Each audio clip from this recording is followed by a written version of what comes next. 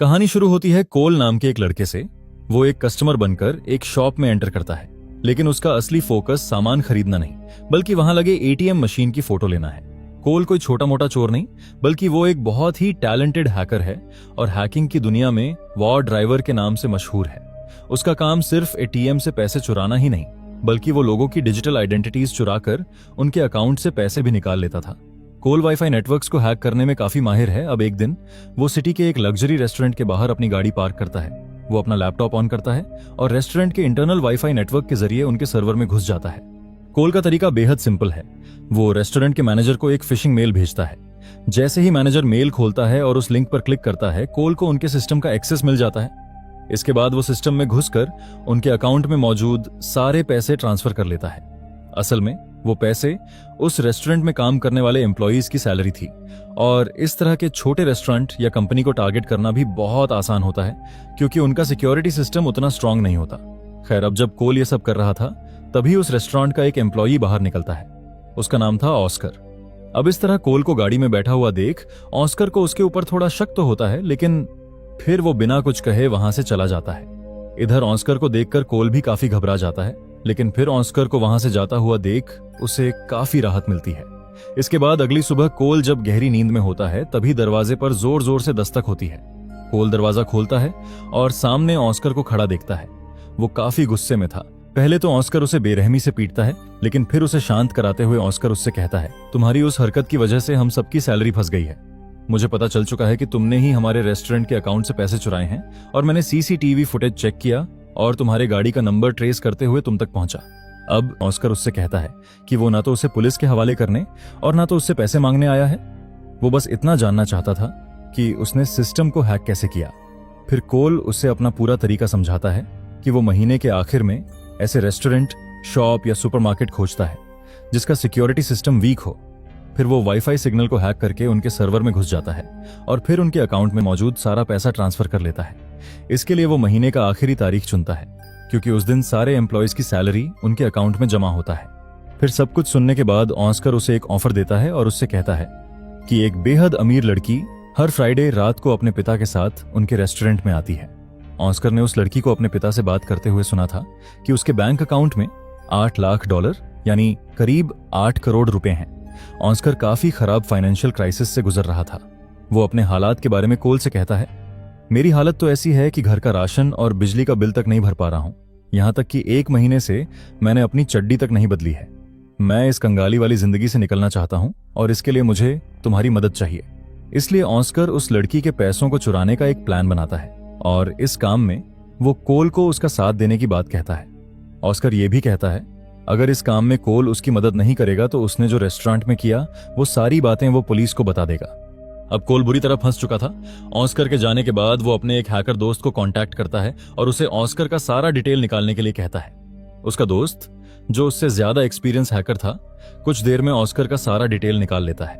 कोल देखता है कि ऑस्कर एक एक्स कॉन्विक्ट है और वो कई साल जेल में भी रह चुका है, और इसके अलावा वो एक प्रोफेशनल बॉक्सर भी रह चुका था।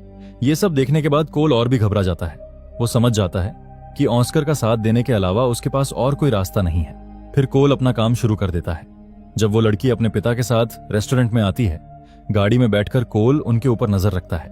अब कुछ घंटों बाद जब वो दोनों वहां से घर की तरफ निकलते हैं, कोल भी अपनी गाड़ी से उनका पीछा करता है। फिर कुछ देर बाद वो दोनों अपने घर पहुंचते हैं और दोनों अंदर चले जाते हैं। इसके बाद कोल अपना लैपटॉप निकालता है और उनके घर के वाईफाई नेटवर्क को हैक करने की कोशिश करता है, लेकिन सिग्नल काफी वीक था। इसलिए कोल गाड़ी से बाहर निकलकर उनके घर के पास चला जाता है ताकि उसे स्ट्रॉन्ग सिग्नल मिल सके। तभी अचानक लड़की के पिता बाहर आते हैं। कोल उसे देखकर डर के मारे छिप जाता है। उसे लगा कि उन्हें उसके बारे में पता चल चुका है, लेकिन वो आदमी अपनी गाड़ी लेकर वहां से निकल जाता है। इसके बाद कोल उनका सिस्टम हैक कर लेता है और उस लड़की के अकाउंट से सारे पैसे निकाल लेता है, और फिर उन पैसों को ऑस्कर के अकाउंट में ट्रांसफर कर देता है। इसके बाद कोल ऑस्कर से मिलता है। वो उससे कहता है, जैसा कि तुमने कहा था, मैंने तुम्हारा काम कर दिया है और इसके बाद मुझे परेशान मत करना। लेकिन ऑस्कर की नीयत कुछ और ही थी, जो हमें कहानी में आगे पता चलेगा। वो मुस्कुराते हुए उसकी काफी तारीफ करता है और सेलिब्रेट करने के लिए उसे एक क्लब में ले जाता है। कोल मना नहीं कर पाता और दोनों क्लब पहुंचते हैं। वहां क्लब की चमक धमक और शराब के नशे में कोल की सुध बुध खोने लगता है। तभी उसे ऐसा लगता है कि वो लड़की जिसका पैसा उसने आज चुराया है वो उसके सामने खड़ी है और उसे डांस के लिए इनवाइट कर रही है। अब कोल को काफी नशा हो चुका था, इसलिए उसे कुछ समझ नहीं आ रहा था कि वो लड़की उसके सामने सच में खड़ी है या उसे हेलुसिनेशन हो रहा है।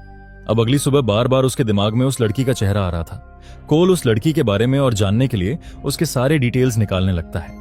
वो उस लड़की के लैपटॉप को हैक करके उसका सारा डेटा चेक करने लगता है और उसे पता चलता है उस लड़की का नाम सारा है और जो आदमी उसके साथ था जिसे कोल सारा का पिता समझ रहा था उसका नाम मार्क है और वो कोई उसका पिता नहीं बल्कि वो उसका शुगर डैडी है, यानी उन दोनों का अफेयर चल रहा था।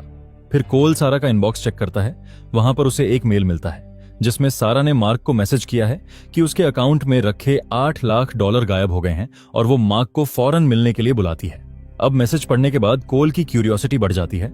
वो सारा के लैपटॉप के कैमरा को हैक करके उस कैमरे के जरिए उन दोनों को लाइव देखने लगता है। वो स्क्रीन पर देखता है कि मार्क काफी गुस्सा है। वो चिल्लाते हुए कहता है कि वो पैसे उसके नहीं बल्कि उसके क्लाइंट के हैं। इस पर सारा रोती हुई अपनी सफाई देने की कोशिश करती है, लेकिन मार्क कुछ भी सुनने को तैयार नहीं था। मार्क उसे धमकी देता है कि अगर 1 हफ्ते के अंदर उसे अपने पैसे वापस नहीं मिले तो वो उसकी जान ले लेगा। कोल को एहसास होता है कि उसकी वजह से आज सारा की जिंदगी खतरे में है, इसलिए वो अगले दिन ऑस्कर के पास जाता है और उसे सारी बातें समझाने के बाद उसे उन पैसों को वापस करने के लिए कहता है। लेकिन ऑस्कर साफ कह देता है कि वो किसी भी हाल में पैसे वापस नहीं करने वाला और ये कहकर उसे धक्के मारकर वहां से भगा देता है। कोल वहां से निराश होकर अपने घर लौट आता है। वो और उसका हैकर दोस्त मिलकर मार्क की कुंडली निकालते हैं। तब उन्हें पता चलता है कि मार्क एक लॉयर है जो माफिया के लिए काम करता है और मार्क के पास जो पैसे थे वो भी उन माफिया के लोगों के ही थे। वो लोग illegal arms dealing, human trafficking और मनी लॉन्ड्रिंग जैसा भयानक काम करते हैं। गहराई से जांच करने पर कोल के सामने एक नाम आता है, डग। वो मार्क का पर्सनल बॉडीगार्ड है। वो बहुत ही बेरहम इंसान है और उसके लिए इंसानी जान की कीमत सिर्फ कुछ पैसों जितनी है। कोल समझ चुका था कि अब उसके लगने वाले हैं। उसका हैकर दोस्त उसे बार बार समझाता है कि वो इन चक्करों में ना पड़े क्योंकि वो लोग बेहद खतरनाक इंसान हैं। लेकिन उसे क्या पता, कोल पहले ही मुसीबत मोड़ ले चुका है। अब कोल फैसला करता है कि चाहे कुछ भी हो वो सारा की मदद जरूर करेगा क्योंकि उसी की वजह से वो आज इस मुसीबत में है। इसके बाद वो सारा से एक कॉफी शॉप में मिलता है। अपनी असलियत छुपाते हुए कोल बहुत ही होशियारी से उससे बातचीत शुरू करता है। अब धीरे धीरे उसके दिल में सारा के लिए फीलिंग्स भी डेवलप होने लगती है। अब उससे बातें करते हुए आखिरकार वो सारा का फोन नंबर हासिल कर लेता है। इसके बाद कोल एक हैकिंग डिवाइस तैयार करता है जिसके जरिए वो पैसे इकट्ठा कर सके। एक छोटा सा गैजेट जिसे बस किसी भी एटीएम मशीन पर चिपकाना था। जैसे ही कोई अपना एटीएम कार्ड मशीन में डालेगा वो गैजेट उसके कार्ड का पूरा डेटा क्लोन कर लेगा। उसके बाद कोल उस अकाउंट से काफी आसानी से पैसे निकाल सकेगा। इसके बाद कोल बिना रुके दिन रात शहर के हर एक जगह जाकर एटीएम मशीनों में वो डिवाइस फिट करने लगा। वो हर एटीएम मशीन को अपना निशाना बना रहा था। 1-2 अकाउंट हैक करके उसे $8 लाख नहीं मिलने वाले थे, इसलिए वो बहुत सारे अकाउंट्स को टारगेट करता है। इस तरह शायद यह रकम जुटाना ज्यादा मुश्किल नहीं होगा और यही बात उसके दिमाग में घूम रही थी। एक रात जब वो एक मिनीमार्ट के एटीएम से अपना डिवाइस निकालने गया तभी वहां पुलिस के 2 ऑफिसर्स कुछ खाने पीने का सामान खरीदने वहां पहुंच गए। उन्हें देखते ही कोल की हालत टाइट हो गई।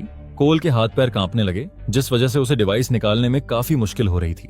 तभी एक ऑफिसर आकर बिल्कुल उसके पीछे खड़ा हो गया जिसे देख उसकी हालत और भी खराब हो गई।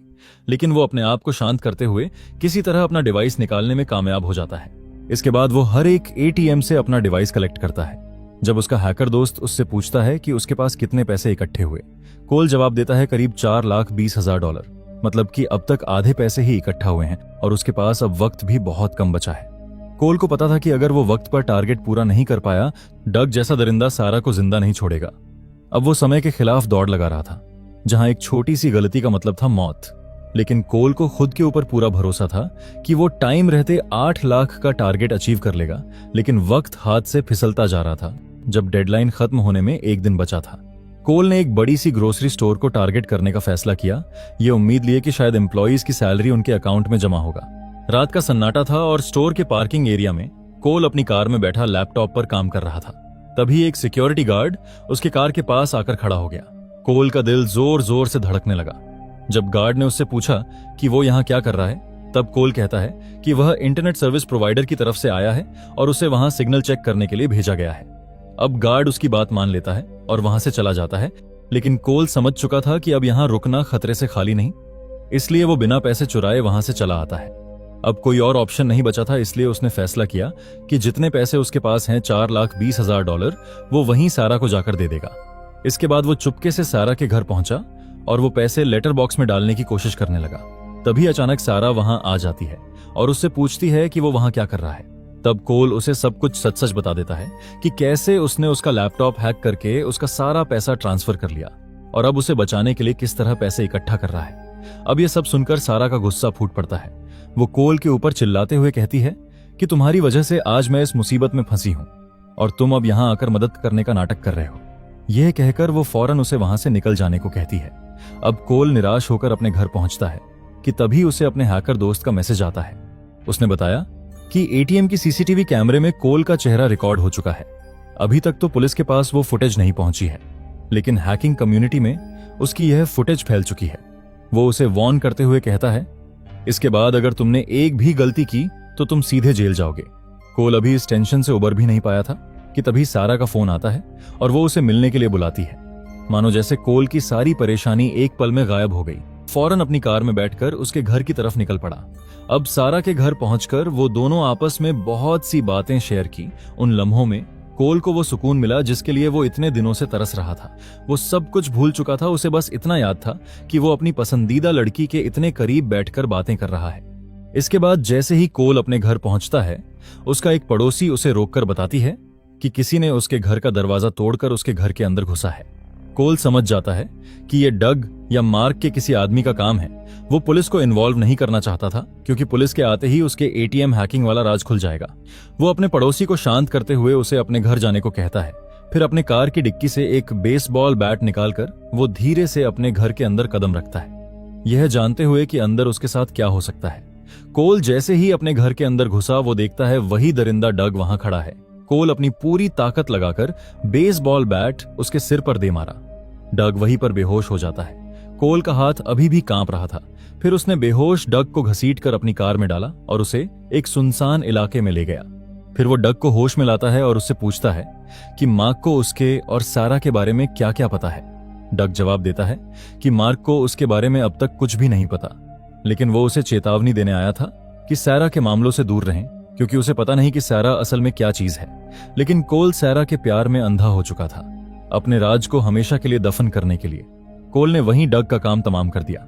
लेकिन दोस्तों, यहां पर एक बहुत बड़ा ट्विस्ट छुपा हुआ है जो हमें आगे चलकर पता चलेगा। खैर, इसके बाद कोल सीधे सारा से मिलने जाता है। वो सारा से कहता है कि हमें इस प्रॉब्लम का परमानेंट सॉल्यूशन निकालना होगा। इसलिए कोल मार्क के घर पर रखा हुआ सारा पैसा लेकर सारा के साथ वहां से भागने का प्लान बनाता है और इस काम में सारा को उसका साथ देने के लिए कहता है। पहले तो सारा इस काम के लिए मना कर देती है क्योंकि उसे काफी डर लग रहा था, लेकिन कोल के काफी समझाने के बाद आखिरकार वो मान जाती है।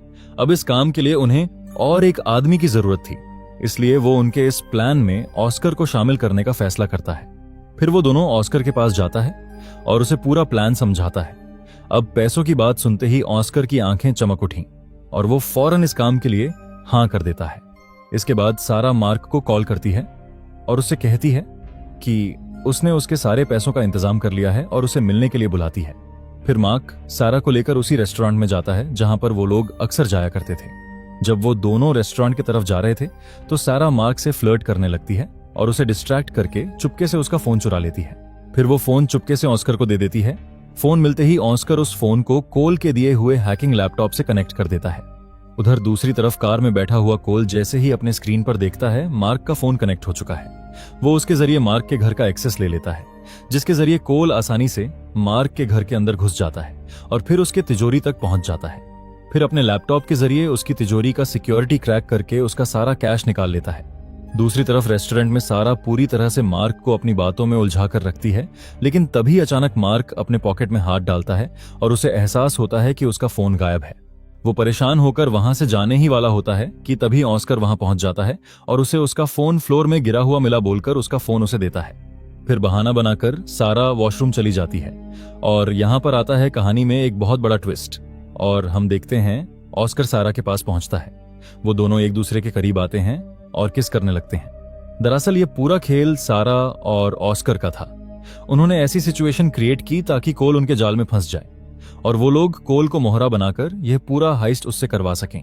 इधर प्यार में अंधा कोल, इस पूरे खेल के बारे में उसे कोई आइडिया ही नहीं था। जबकि डग ने उसे वॉर्न भी किया था। खैर, इधर मार्क के घर से उसकी वाइफ उसे कॉल करके कहती है कि कोई उनके घर में घुसा था और उनकी तिजोरी से भी सारा पैसा गायब है। वो तुरंत समझ गया कि यह सब सारा का किया धरा है। वो सारा की तरफ गन तांगते हुए उसे अपने हैकर दोस्त कोल को कॉल करके मिलने के लिए बुलाने को कहता है। मजबूर होकर सारा कोल को एक लोकेशन में मिलने के लिए बुलाती है। कोल ने फौरन यह बात ऑस्कर को बताई और उसे भी उस लोकेशन तक पहुंचने के लिए कहता है। पर वहां पहुंचते ही उनका सामना मार्क से होता है। उसने सारा को बंदूक की नोक पर पकड़ रखा था। ऑस्कर भी गन निकालता है, लेकिन मार्क चिल्लाते हुए कहता है, अगर कोई भी होशियारी की तो मैं सारा का काम तमाम कर दूंगा। मजबूर होकर उसे अपना गन फेंकना पड़ा। मार्क सबको घसीटकर फैक्ट्री के अंदर ले गया, वही जगह जहां वह अपने दुश्मनों को जिंदा जला देता था।